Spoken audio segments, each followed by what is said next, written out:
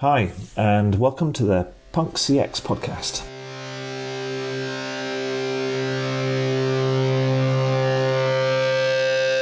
My name is Adrian Swinsko, and I'm an advisor, best-selling author, speaker, and general explorer when it comes to customer and employee experience.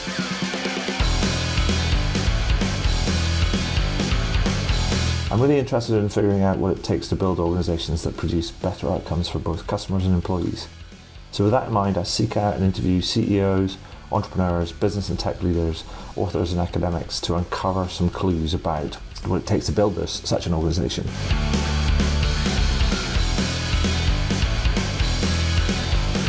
Now, some of you may know the podcast as the Rare Business Podcast, but I decided to rename and rebrand the podcast recently. This is for a number of reasons. First one was to mirror the title of my book Punk CX, which was published in June 2019. 2, because I'm a fan of punk music. And 3, it's just more fun, right? If this is your first time listening to one of these interviews, then hello and welcome. Please do dive into the archives at adrianswinsko.com, as I've now completed over 300 of these interviews in the last few years. If this is not your first time listening, then welcome back and thank you. So welcome to the next edition of the Punk CX podcast. With me today, I have Matt Barnett, who is, check this out, ladies and gentlemen, what a title this is. He is Papa Bear at Bonjoro. Hey, Matt, how you doing? Hey, Adrian. Great to be here, man. Yeah, we're welcome. Now, Matt, you have to explain, kind of Papa Bear. I mean, give us some clues into your background and the work that you do, and kind of how did you come up with that name, for crying out loud? Yes, I'm actually originally a design background. So from the UK originally, there for many years, moved to Oz, fell into tech startups as you do.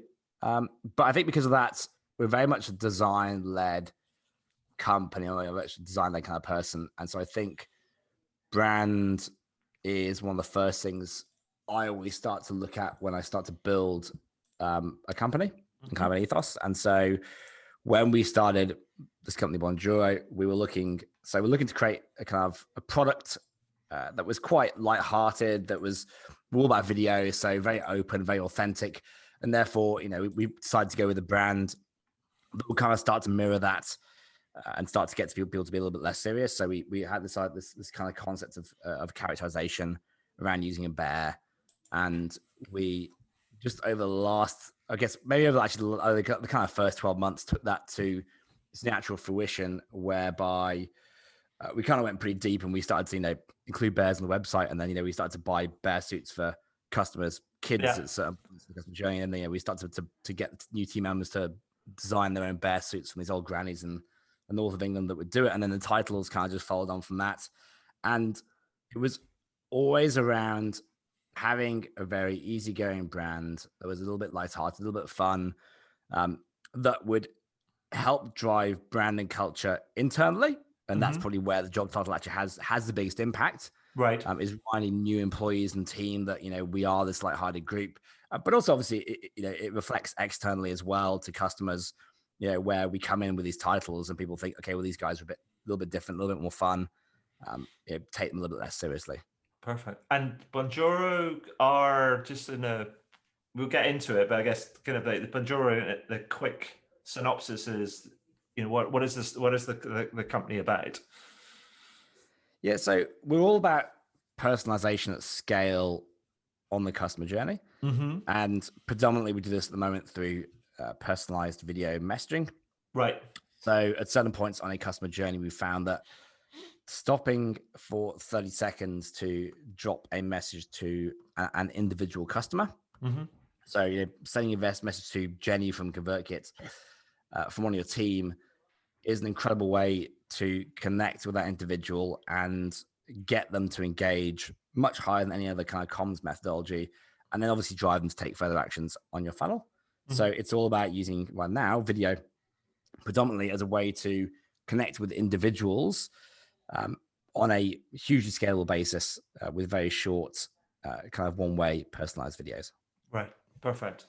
I mean, I want to come back to the video kind of thing because I think the use of video in service and experiences, we've seen some massive rises in that, but I want to come back to that in a minute. But the thing I also wanted to do is not just Papa Bear at Bonjoro I wanted to highlight, but in your bio on the Bonjoro site, there's this kind of not oft known sort of like fact about you, where you say that you hugged David Attenborough. And I had this picture in my mind of that you just saw him kind of coming down the street and kind of run up to him and hugged him and then got arrested, kind of like dragged off by the police or something, but probably not. But how did that come about? Because I was like, hug David Attenborough. It's like, the guy's a legend. Yeah, so I had a choice of zoology or going to design the business. Right. And I figured that I would do what I'm doing now to build a bit of a war chest to go out and make a big, I figured that was the biggest impact I can make on zoology rather than being a scientist in the field. Right. However, obviously on that journey, I made sure that I got to meet the man in person. I'm pretty good at hustling, so I got in there, and he went. It's actually a bit awkward. So he went for a handshake, and then I went for a hug. Oh, and his no! And his little hand kind of crumpled into my chest, and I just kind of carried on anyway. And I think he was a little bit surprised, but it was I enjoyed it. I'm not sure if he did. Did he hug you back? Or was he a bit too surprised? No, he kind of patted me on the back, I think. Right, with his other hand that wasn't crushed. That's brilliant. But I mean, I claim to frame is like, well, it's not just you've met him. He's like, oh, I gave him a hug. Yeah. That's awesome. I was a little bit younger, so I feel like I could get away with it. Right. Now, as an old gentleman doing it, yeah, maybe it would be a bit weird. But, yeah, no, I'll perhaps. probably do it again, to be honest. I'm not sure you get anywhere near him round about now. He's not just a national. He's not just a national treasure. I think he's almost a universal treasure. Yeah, like he hates that title. He hates being called national treasure. It's his most. I mean, he is. Yeah, and it's like, and the fact he hates it. Was it somebody was saying the fact you hate it makes you even more of one? Yeah, no, absolutely. I couldn't agree more. So let's get on to this idea of video, and because we've seen a massive rise in the use of video in like various ways over the course of the pandemic, course of kind of 2020, and this kind of big shift to remote working. I mean, things are kind of like changing and easing and morphing and evolving and stuff all the time. So how has the pandemic affected kind of yourselves and kind of, I'd be really interested to get your take on what are some of the big themes that you've seen emerge and have you seen a big rise in demand for the use of platforms like your own? Yeah, so I think with lockdown, people have struggled to stay connected. This is obviously the challenge that we've all come across. I think this has come through in a few different ways. I think the way that's probably most talked about is staying connected with team members. Mm-hmm. And so, and we've experienced this. We're not a huge team. We're kind of 14 people, but we're across 6 different countries, which has made that a challenge. So we were already kind of remote. We've gone more remote. I think like, to be honest, I think in terms of business, there's a balance of remote and in person. We would fly our team together once a year at least. We give everyone a plane ticket to fly together different times a year because we believe breaking bread's important. Obviously, Corona's prevented that completely.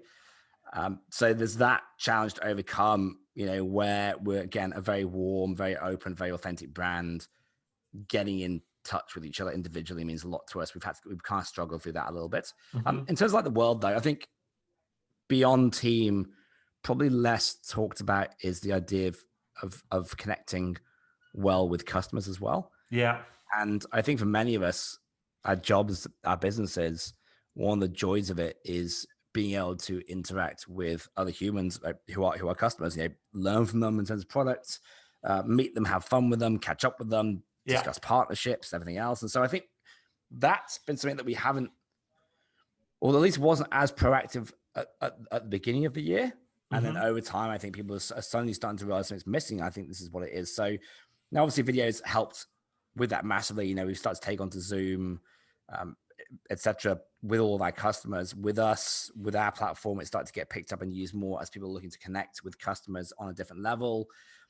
I do think where we are, and I look back at the last year, it's interesting. we've tried to work out if we're in a better position or the same in terms of usage. Right. I kind of think we're probably around the same as you would have been, because I think this is happening anyway. Right. So I think there's a drive towards adoption, especially in the personalization space. I think the idea of personalization and authenticity with customers is more important than ever, especially in the world of fake news. So I think this is coming regardless. I think where the world's really helped is that people are more secure getting on video with strangers. Right. But I still think in terms of a customer space, it was going to happen anyway. Some industries have been hit by Corona, like full stop, whereas other ones have kind of forged ahead. So you see this shift in customer types. I think video was on the cusp. Yeah, and having been involved in it, we've been playing around in video for the last 7-8 years, especially in mobile video. This wave was building. Right. I still don't think it's crashed yet. I still don't think, like when we were talking before this call, myself and you anyway, I don't think it's crashed. I think there's still a lot to come. I still don't think we're quite there in terms of connecting with customers on a truly kind of global and authentic level. And so you talked about it. I mean, I completely agree on the personalization side of things, and it feels to me that personalization has got reduced to ideas around data and serving up certain kind of like messages and ads and names and so on and so forth. So it's become almost like some ways kind of like static and actually not personal, because it's almost get reduced down to data and what you know from the data.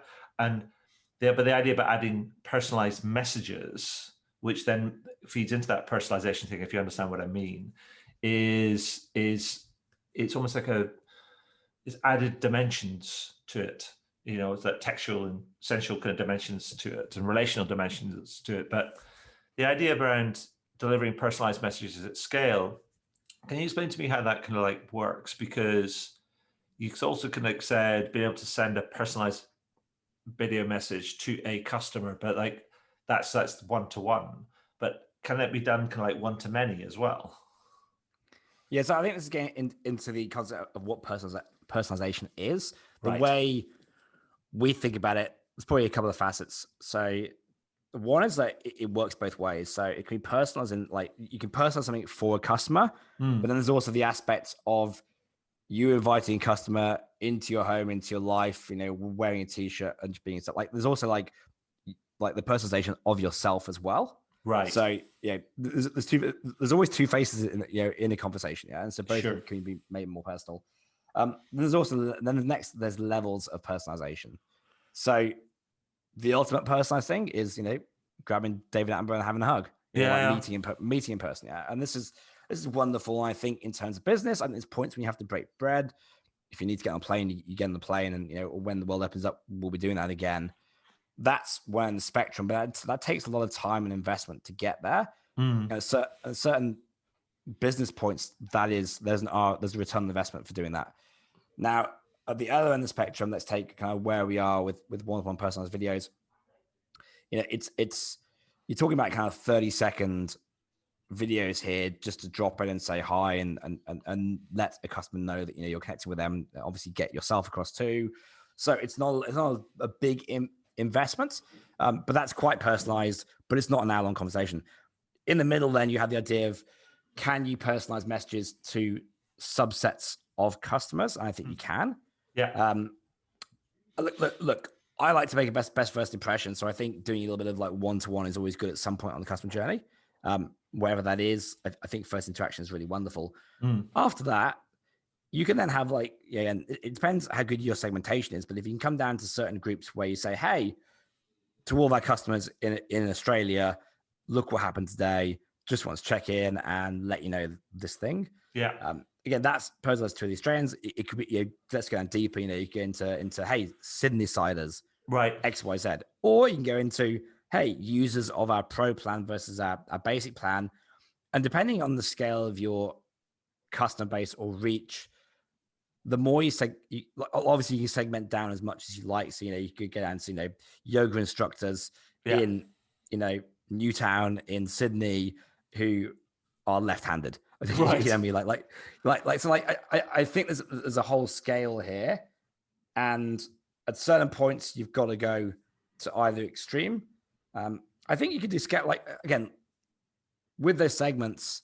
I think the fact that personalization works both ways, I do think just opening yourself and doing very authentic. And I think video is a great tool here. Opening yourself and doing something for that segment, although it might not be for them one-to-one, just showing that they're not a mass group, and there has been some thought into them specifically, even if it is just you're in the UK versus America. That already starts to gravitate towards personalization. The fact that, you know, again, from your own point of view, keep your comms authentic. Yeah. Don't edit it. Don't overproduce it. You know, try and get the fact that it's authentic and it's off the cuff, and that will inherently feel more personal. I really like the point you made around kind of personalization is a two-sided thing, and it kind of it was like duh, of course, because it's actually, you know, I was doing this thing for a client the other day, and we were talking about storytelling and this idea of humanizing kind of brands and organizations, and how you can do that through sort of storytelling. And there's a piece of research that said, you know, whilst many brands are trying to do this, many people struggle with it. But actually, you're absolutely kind of like right. Be leading with something like a video message, which is very personal to them. It's like you're speaking in it's your own face and your own voice, right? That is it's a very personal thing, and so I think it's a great point that personalization is a two-sided thing. You know, it's not just kind of a one way that you're trying to customize your stuff for your kind of consumers, but they still feel like they're dealing with a monolith. You're actually maybe trying to do something which is which makes your brand or your organization, however large it is, human, and because you're letting kind of the human voices speak to other humans. But to bring this to almost to land, because I know that you've got some stats that would help us understand sort of the impact of this type of approach compared to other mediums, like say email, for example. I mean, how impactful is this type of approach compared to other mediums, like sending somebody like a note via email? Yeah, so if I'll start kind of like very high level. Okay. In terms of engagement. So I think if you look at the top of just the high level stats around engagement with our content, we generally see 70 to 80% open rates on any messages. We see about 3 times response rates of other messaging types. Right. So that's kind of what you're looking from an engagement point of view. So high level, 3x the engagement. I think that kind of holds across the board pretty good. Obviously, some industries higher than others. If we start to get into the kind of weeds a little bit more, and this very much comes around where you're looking to, and so as a business owner, I'm always focused on like, despite the kind of like, I love authenticity, I love personalization. I'm always like, okay, what's the return on my team's time for doing this? Sure. We tend to kind of come down and measure, and with customers as well, what impacts it has on certain stages of a funnel. So obviously with lead conversion, very simply, 3 times conversations, you know, is going to lead to 2x the kind of sales. If you look at our customer bases again, this kind of holds across. We get used a lot at that stage. If you go into things like retention, we see customers telling us that they tend to drop churn by about 30% by using personalization and videos. Again, at certain points in the funnel, I think, I mean, you can keep going deeper and deeper here, but there's obviously multiple things that play into that around retention, which is activation, first of all. So, you know, we tend to, because you've got more engagement, you're going to be more likely to get a customer activated, therefore they'll stay longer. There's also the fact that you've taken the time with them, therefore they appreciate you more. And this is a whole kind of like looping back to NPS and just overall customer happiness. They're more likely to stay with you longer, or they're more likely to come and ask your support for help rather than getting angry because they know there's humans behind the scenes.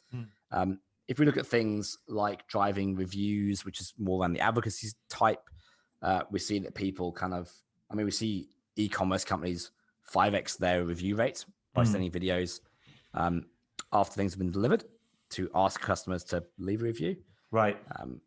So it depends a little bit where in the funnel you want to look. But again, high level engagement obviously leads to results. Yeah. But if you look at it very specifically, it's not just engagement. It's there's multiple pieces going on here, which is, connecting with the customer so that they come and talk to you, connecting with the customer so they're impressed and they will go and talk about you and do advocacy, connect to a customer so they're more likely to apply to lead to a sale.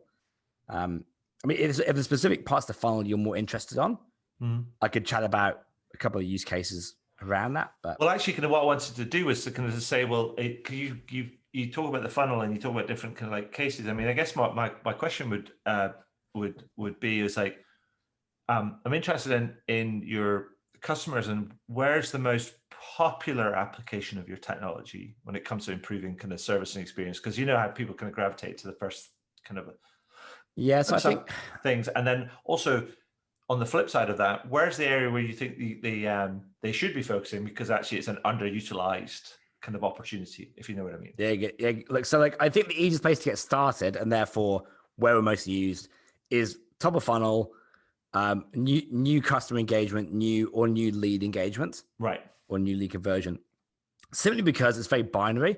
Yeah. If you can get a customer to convert or engage, that's kind of binary, like 1, 0. And if you can use these and you can get 3 times the kind of response rates, you very obviously can drive, 2 to 3 times the conversion. Cool. Yeah. So super simple, super binary. Everyone has a top of funnel. Everyone has leads coming in that you can look to convert. So that's honestly the easiest place to start. You'll see results straight away. In terms of where I think has the biggest impact, I actually think is not even retention. So I actually think advocacy is the kind of hidden gem here.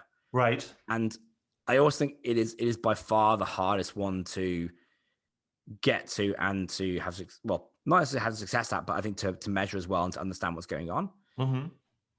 I think as businesses, we all probably, or most of us, do not such a great job here. And that is, if you can think about customers, instead of having, 1 million customers or 10,000 or whatever that, I guess kind of North Star goal is that you have, divide that by 10, but make sure that every single one of those customers is a raving fan, right, where they go out and they tell everyone they know about you. They come back and they purchase off you month after month, year after year for the next 20 years, not the next 2 years, but the next 20 years, where they go and do case studies for you and leave reviews that generate more traffic coming in.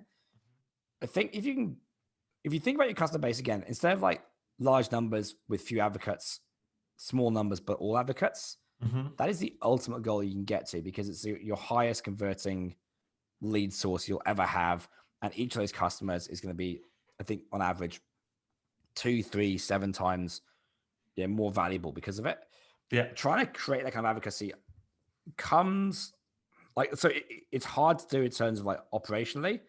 You have to show these customers that you're something different. You have to go above and beyond everything else in the market. And I don't just mean your competitors. I mean, everyone out there in the market. Yeah. Luckily, that bar's not that high. If you look at, no, it's funny kind of how advocacy is almost like people kind of do it and they go, we want advocates. And then you go, okay. And then that's where they stop. They don't necessarily, there's very few people that actually almost enable their advocates and reach out to their advocates and work with their advocates and go and talk to them and listen to them and inspire them and motivate them to kind of to do stuff, but also give them the tools and the capabilities and the learning and all of these different things to advocate on your behalf. Yeah. And so you hit the nail on the head there. Yeah. There's 2 things here. One is how do you create them? And the second one is how do you leverage them? Yeah. And often people do one, not the other. We're are good at one, not the other one. So I think if you can create people who love you, and by the way, I think personalization is absolutely crucial here. I think you need to show customers that they matter. And one of the best ways to do that is to show them that you're willing to give them time. Yeah. like coincidentally, one of the best ways to create an advocate is to have a bad experience. The customer comes in upset, and you just nail it, and you absolutely like crush it for them, solve it perfectly. They like the fact that they've come to you, you've demonstrated that they matter and they can, fix it. That often creates advocates. Yeah. The funny thing is that comes from like a negative initial experience. So the one challenge around that is be proactive. You have to be really proactive to have reasons to go and talk to them, to show them you can like excel, that they matter even when things are going good. Yeah. Like again, process around this. I think making best first impression helps. I think personalization. I think connecting your team with customers one-on-one, doing little things of delight. Like I won't dig into that right now, but the idea of doing things that to them are a surprise and unexpected and delightful. Yeah. But obviously to you as a company are very much part of your process. So when this happens, we do this. Like this can all be automated. I think then using them is really interesting because the idea then is, if 10% of your customer base are advocates, I think looking at the stats,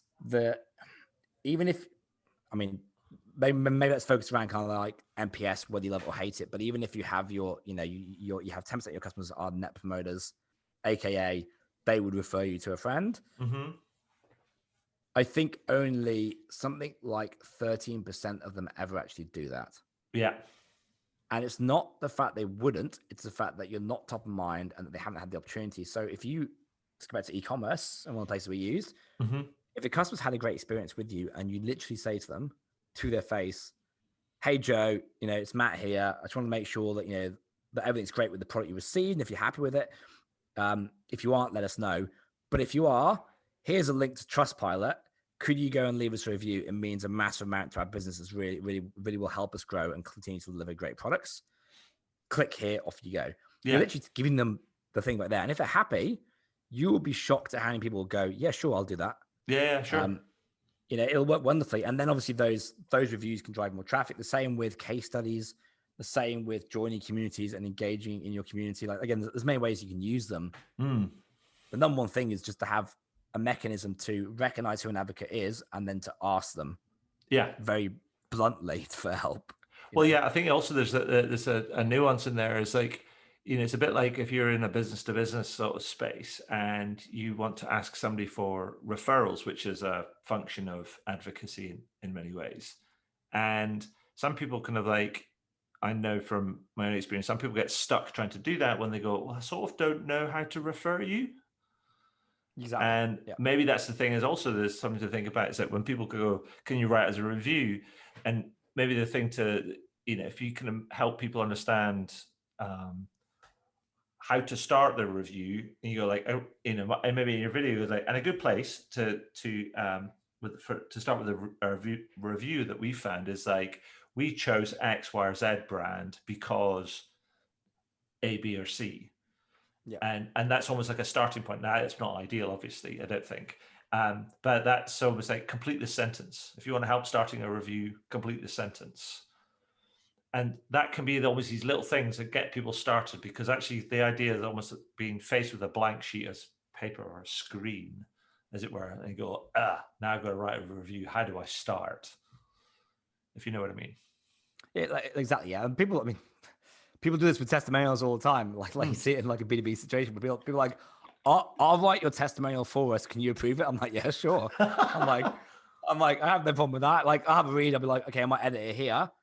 But honestly, if you want to do most of the work for me, I'm happy to put my name to that, because again, like, I do like you as a brand. I'm just busy and don't know where to start. So the easier you can make it for the end user, it's a great piece of advice. Like try and fill in those blanks for them, and off they go. Yeah. But again, the other part is like ask them to their face. Can you help us?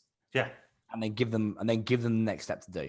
Perfect. So, I mean, can you, we were talking about this in sort of a principle. I mean, can you give us a couple of examples of, say, some of your clients that are using the platform and what they're using it for, and how it's benefited them, just to kind of bring this whole thing, to life and give it a little bit of like, I feel like depth, as it were. Yeah. So a couple of cases I'll talk about. I'll mention one in e-commerce because I think there's a lot of interesting stuff happening in that space right now. And the e-commerce space is growing like nothing else right now. Mm-hmm. And what I see is more e-commerce companies starting to think about customer success. Whereas I think before it was very transactional. Now everyone's going, ooh, what's this lifetime value? You know, how do we keep customers forever? So one of the things that's happened is a lot of e-commerce companies have moved to subscription models. Mm-hmm. I think it's gone from like 7 to like 12% in the last 6 months. Right. Wow. Again, as they're understanding, they can get people to repeat purchase and become customers for life. So we looked at one very easy a coffee roaster in the States. Mm-hmm. So very much, I mean, it is a commodity, I guess, with brand and with obviously like flavor and everything else. But one of our coffee roasters started to look at everyone who came into his funnel who was a second or time purchaser or more. Right. So he would have a note when he got asked to do a video of customer, and it would say this customer's purchased twice before or more, and then he would send them a message and say, hey, I saw you just purchased for the second time. Did you know we have a subscription model? Right. If you want to try it out, it's actually cheaper per bag. I see that you buy coffee every 3 months. We have a model that is only there's 4 deliveries a year. It's going to work out cheaper for you, and you don't have to think about it ever again. Right. Regardless, thanks to the business, you know, you're amazing. If you would like to try it out, click here, and there's a 5% discount. Right. And so they didn't send this to everyone. Again, this is about the segmentation side of it. Is they focused on people that they knew were coming back anyway, so kind of low-hanging fruit. They obviously had a much better value proposition for them. And they spent a couple of years growing their subscription. I think they were doing like $35K US, like monthly recurring revenue. Yeah, it was a small part of their business compared to their kind of one-off sales. Mm-hmm. And I think within 8 weeks, they doubled that to $75K a month just by sending these videos to anyone who came in during those 8 weeks who was a second-time purchaser or more. Wow. So very focused, turn that from, and again, that's gone to kind of grow and grow and grow since there, but very focused, good value prop. But in an industry, you know, e-commerce, which is very transactional, looking at a way to, by the way, and they would do these videos from the, I don't know, is it a factory? Like a roast room? So they would do it in there. Like a roastery, I think it is. So yeah, and so they do it in there. And so obviously they also tied in the idea of the artisan, and the brand that was obviously a big driver of the coffee anyway. Yeah. So then, and consumers would be like, this is great. I can actually see them roasting the coffee. Therefore, I also know that that's a legit thing they really do. They're not buying it in. Yeah. Which helped add that authentic. And this is the idea of personalization both ways. Yeah. So again, but ultimately, for the amount of time they put in 30 seconds, I don't even did 30 seconds a customer. It was like 20 seconds. Right.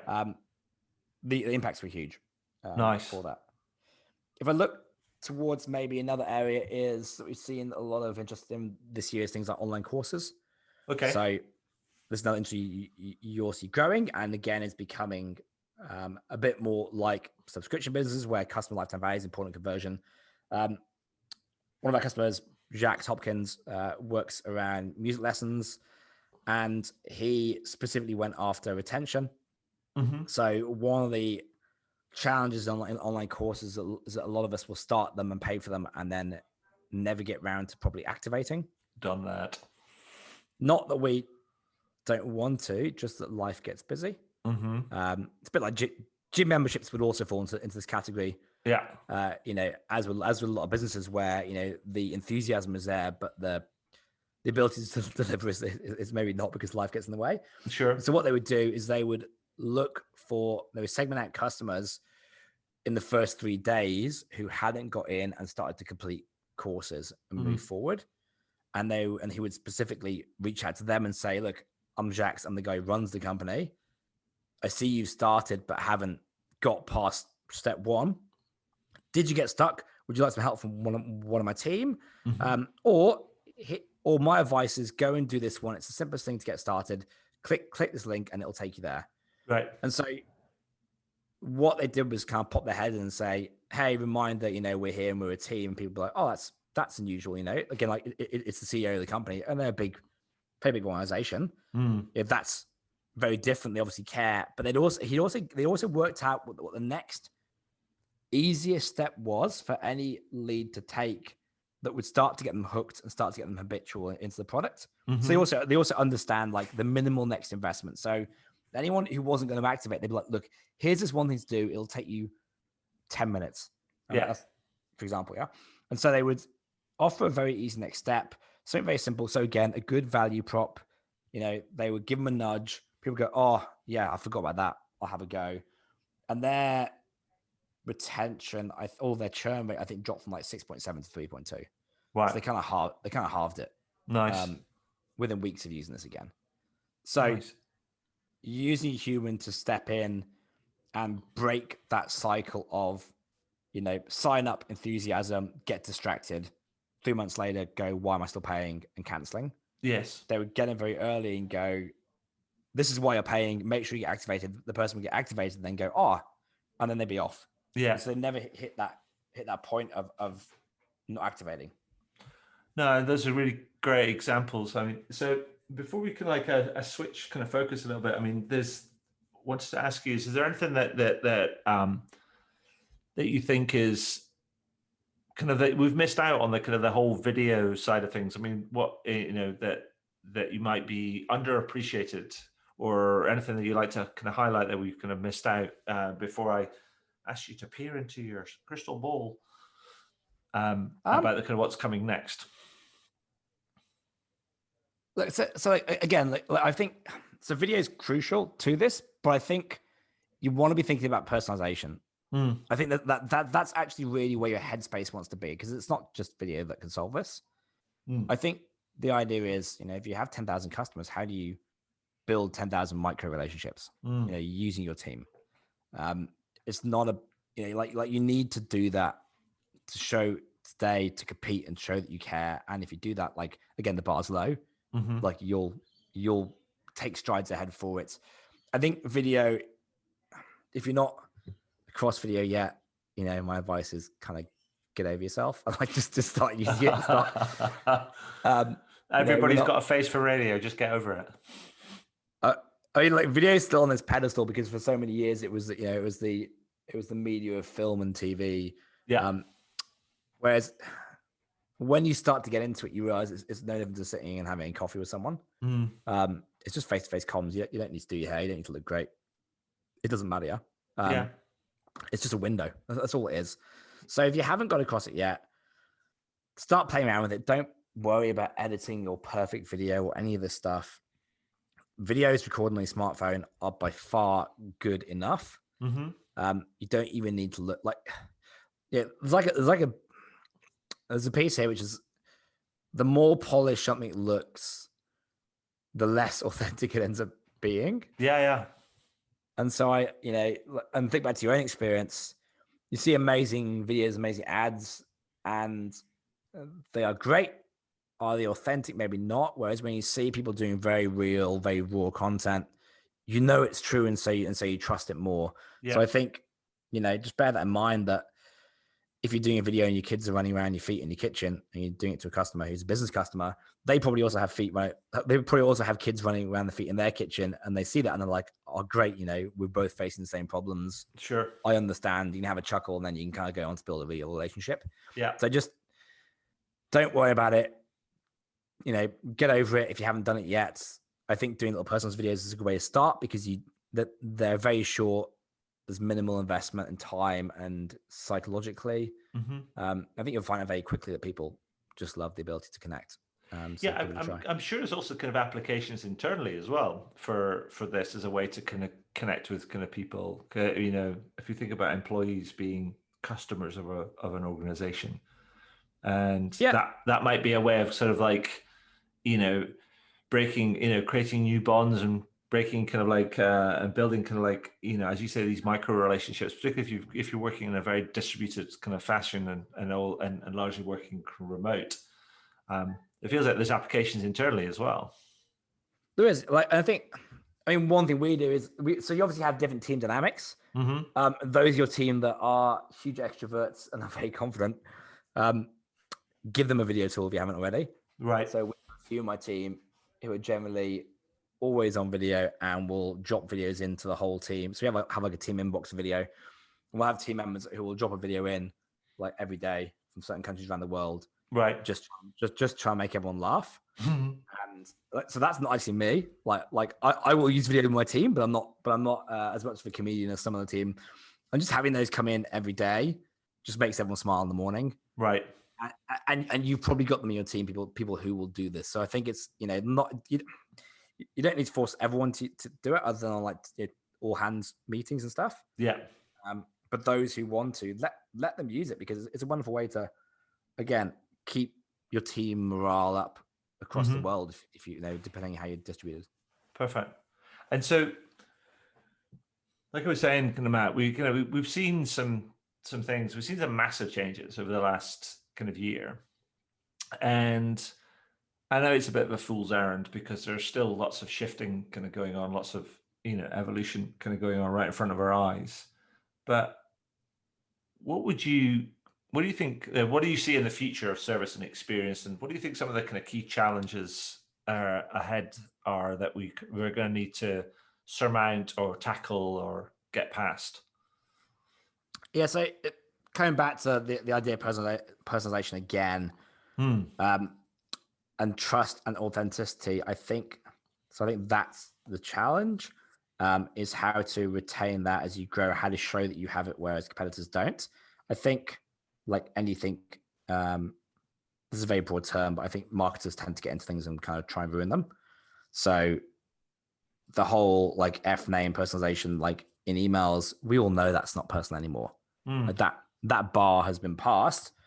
And so the question is, when you do these things, how do you get customers to understand they really are for them, and therefore, stand out in terms of like CS, like excellence. I think, again, it's not, despite that, it's not, again, like I've said it 100 times, but it's not a high bar to pass. No. You just got to look at how you can do it organizationally so that, the time input has a return. So it makes sense, because obviously if it makes revenue sense, you'll be able to sell it internally and get it to kind of grow. Yeah. There's a lot of challenges around trust and authenticity, just general in the world right now. So I think circumventing those and looking how to put your best foot forward. I think there's less, we shouldn't be crossing gray lines anymore.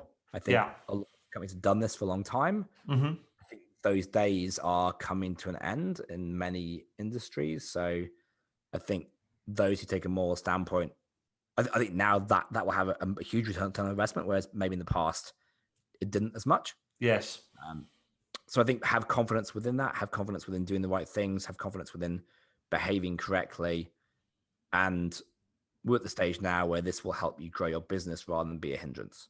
And I kind of sense I kind of hear and can sense the exasperation in your voice there, and I completely share it. It's like I bang on about this idea about being punk, which we'll come back to at the end, but it is that sort of thing about daring to be different, and different might just be doing a little thing that helps you stand out.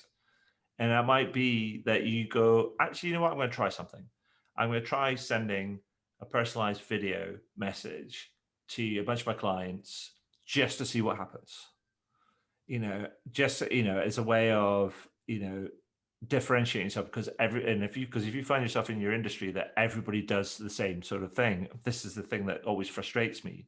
Go and talk to a room of people from various kind of companies, and you ask a simple question. You go, so who all wants to be a leader in their field or lead their industry? Pretty much everybody's puts their hand up, right? And then you ask a different question, is like, who's willing to do something which is out of the norm or different to the things that are going on in their industry? And you get a much smaller kind of showing of hands. And you go like, well, if people aren't willing to do anything different, then how can they expect to get to number one in their field? And I guess what you're saying, I'm trying to amplify that, is you can do this in a very low risk way by just experimenting. 100%. Perfect. So we talked about a lot there, Matt, and as we say, kind of like you were using in the example for the e-learning company, or the company that was running courses and had a subscription model, and the CEO got on the video just to kind of give somebody a nudge and say, this is the best place to start. This is the next best action for you, as it were. So if I was to say to you, somebody with your experience, I was to ask you to give your best advice to people listening in who want to improve the service or experience that they deliver to their customers, and they'd benefit from it being boiled down to like one or two things. I mean, what would be the one or two things that you would recommend that they go and do? So the first one is, I think, have a bit of an ethos change. Okay. Across your company culture. And so we have an ethos we live by. Like, honestly, I think this is great. And it's automate processes, never relationships. Mm-hmm. I think if you can, so I think this is an internal piece first, is however you want to phrase that, make your team understand that spending time with customers and connecting with customers is one of the most important things that you can do. Mm-hmm. And give them the leadership, like show them what that means.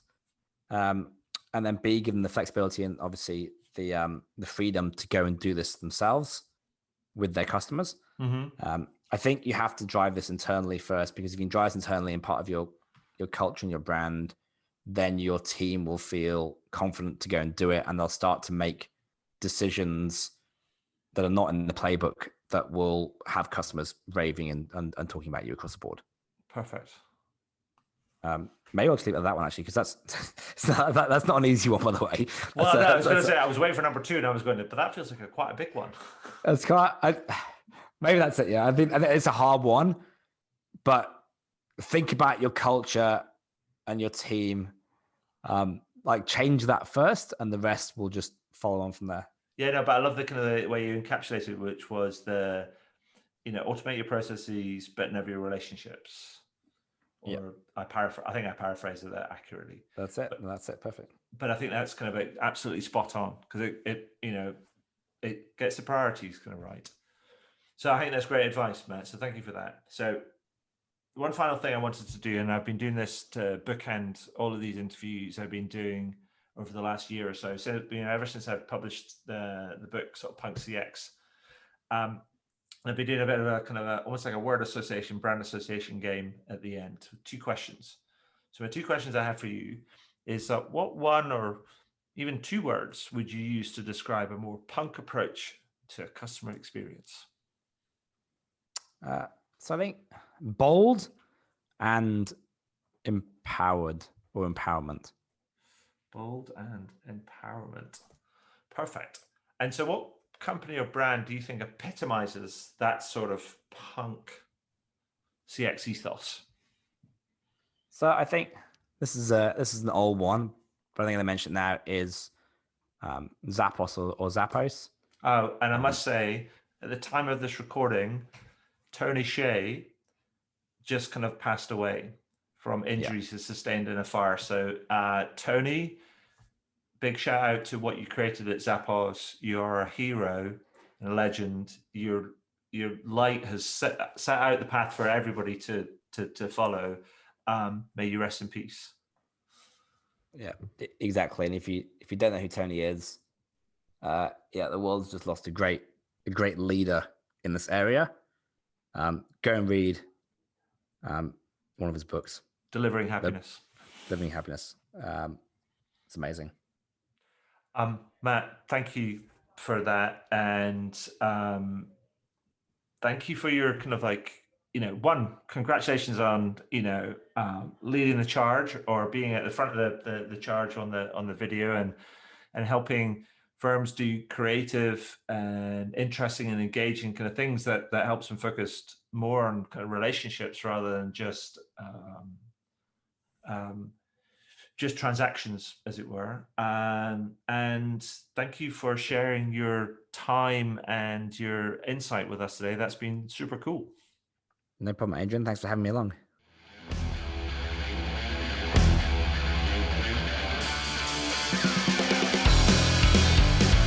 Well, that was cool. I hope you enjoyed it. I did, and I always do, actually, because I always learn something new when I speak to some of these amazing kind of people. And it's always something new that I can incorporate into my writing, speaking, workshops, and other sort of advisory work that I do.